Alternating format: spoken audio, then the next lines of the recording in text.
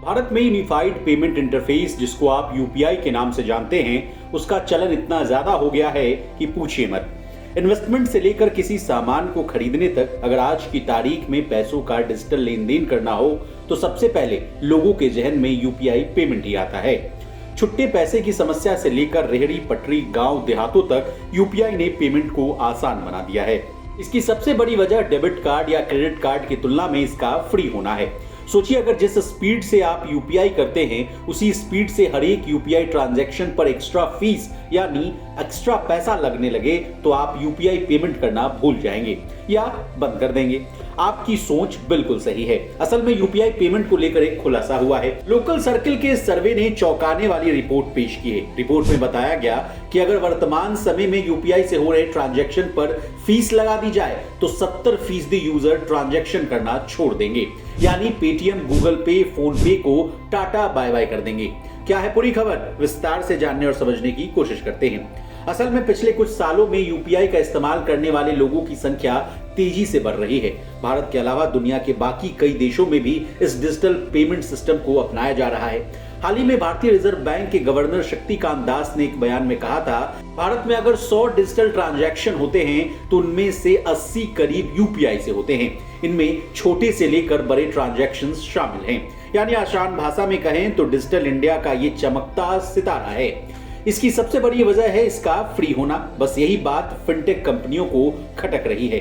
Fintech कंपनियां यानी Paytm, Google पे और फोन पे, लंबे समय से ये फिनटेक कंपनियां यूपीआई पेमेंट पर फीस लगाने की मांग कर रही हैं। वे चाहती हैं कि भारतीय reserve bank, national payment corporation of India यानी एनपीसीआई और सरकार यूपीआई पेमेंट को एमडीआर यानी मर्चेंट डिस्काउंट रेट के दायरे में लाए। अब मर्चेंट डिस्काउंट रेट क्या होता है, आसान भाषा में इसको भी समझने की कोशिश कीजिए। एमडीआर वो पेमेंट फीस होती है जो ट्रांजैक्शन प्रोसेस करने के एवज में बैंक या फिनटेक कंपनियां दुकानदार से लेती हैं। हालांकि डेबिट कार्ड और क्रेडिट कार्ड के मामले में ऐसा नहीं होता है। यानी डेबिट कार्ड और क्रेडिट कार्ड से पेमेंट के वक्त दुकानदार को एमडीआर चुकाना पड़ता है, लेकिन यूपीआई ट्रांजैक्शन के पीयर टू पीयर होने की वजह से उस पर एमडीआर नहीं लगता है। ऐसे में फिनटेक कंपनियों को घाटे की भरपाई करने के लिए क्रेडिट कार्ड को भी यूपीआई से जोड़ दिया गया ताकि वो ट्रांजैक्शन फीस ले सकें। वहीं फिनटेक कंपनियों ने कई अन्य सर्विस पर प्लेटफॉर्म फीस भी वसूलना शुरू कर दिया ताकि यूपीआई ट्रांजैक्शन से जो कमाई नहीं हो पा रही है उसकी भरपाई दूसरे जगहों से किया जा सके। अब इस पूरे मामले पर भारतीय रिजर्व बैंक का क्या कहना है, ये भी जानिए। यूपीआई पेमेंट्स पर एमडीआर या ट्रांजैक्शन फीस लेने के लिए आरबीआई ने साल 2022 में एक कंसल्टेशन पेपर भी निकाला था। इसमें अलग अलग अमाउंट के लेवल के हिसाब से यूपीआई पेमेंट पर शुल्क लगाने को लेकर चर्चा हुई थी, लेकिन इस पर कोई अंतिम राय नहीं बन सकी थी। हालांकि सरकार इस मामले पर दूसरे तरीके से हैंडल करने की कोशिश कर रही है। सरकार गूगल पे और फोन पे की मोनोपोली को तोड़ने के लिए मेक इन इंडिया प्लान बना रही है। अब इस प्लान को डिकोड करने की कोशिश करते हैं। अभी भारत में सबसे ज्यादा यूजर्स फोन पे के हैं, इसके बाद गूगल पे का नंबर आता है, जबकि भारतीय ऐप भीम यूपीआई इस मामले में काफी पीछे है। ऐसे में ये सरकारी सिस्टम के लिए किसी चुनौती से कम नहीं है।